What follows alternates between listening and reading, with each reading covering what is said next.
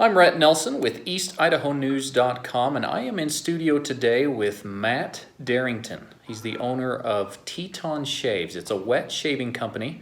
So if you got the long bushy beard and you're really into, using the razor blade and shaving cream or shave soap, he sells those kinds of products, and he actually makes his own brushes as well.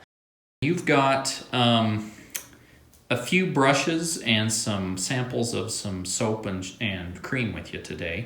So do you want to talk about this brush that you have in your hand? That's a brush that you've made, right? Yeah, correct. So this is a what I call the Zen Series brush. This is what I'm known for.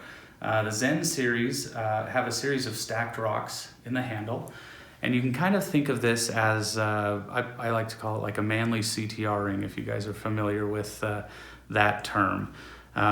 Essentially, when you see stacked rocks in the West, they're stacked there intentionally. Somebody put them there with great effort.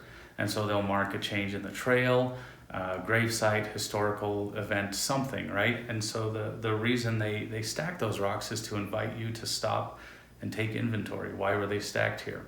That's what these rocks are intended to represent. But instead of on the trail in the West, it's your life's path. Did you overcome an addiction, mend a relationship with a family member, graduate college, whatever event you want to mark?